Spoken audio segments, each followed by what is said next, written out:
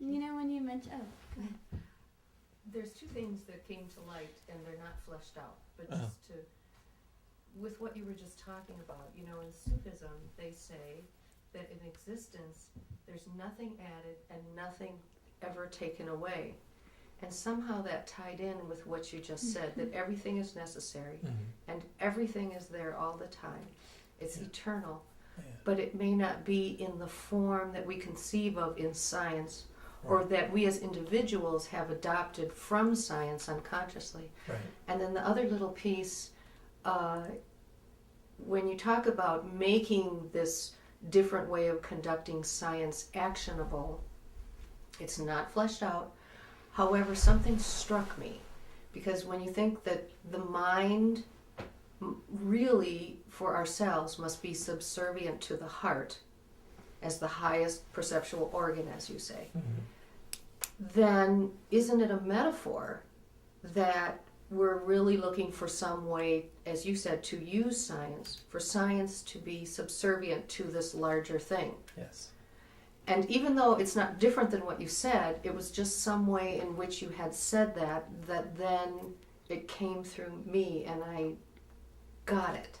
Yes. You know what I'm saying? Yes. And the getting it is not about the rational thought, No. but there's something alive in having gotten it in that moment that I have a sense will reveal itself in a more tangible way over time. Yes, I get that. And science, at that point I was able to see science as beautiful, which for me was actually quite an achievement, because I felt burned by science. My experience as a scientist had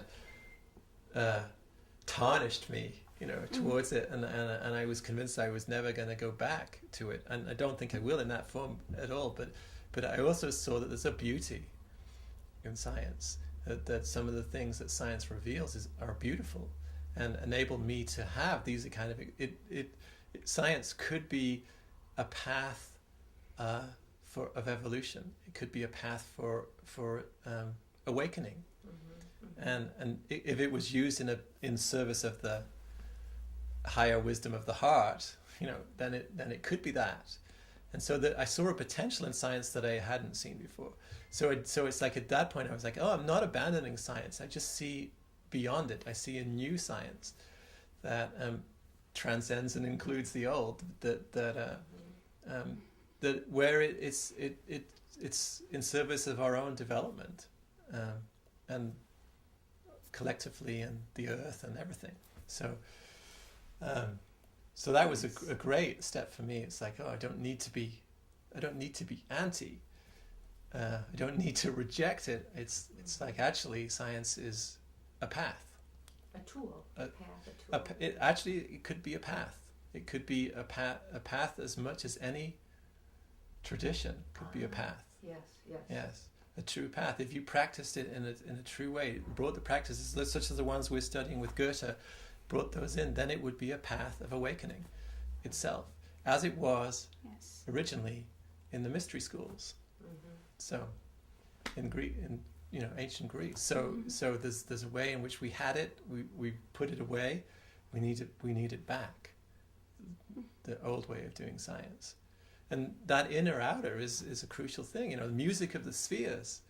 It's like the music of the spheres is in here and it's out there, and it's like, what's that about? You know, it's like that. Those, we don't see those things as bizarre, but they are. And when you actually, the more you spend time with them, the more you have to step up your consciousness to get it, to get that it's happening that way, and then the more you see.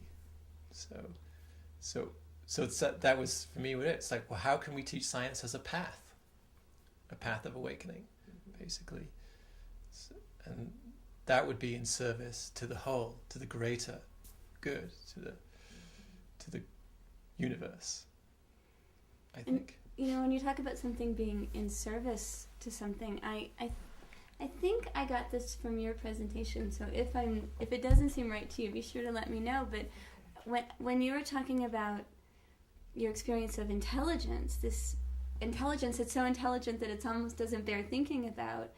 I think that science, as it is practiced, has this tiny idea of intelligence, this tiny infinitesimal idea of reason.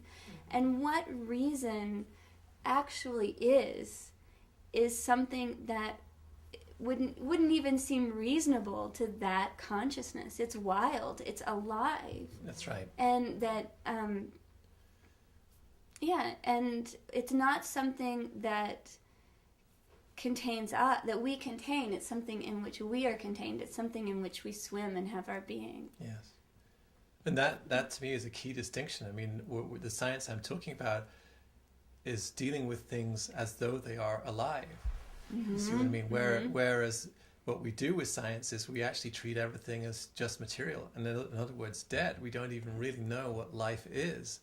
Exactly. So, and that's pretty fundamental, because we are it, and then really everything is it. But it's the way it's practiced. It's observing this universe without life.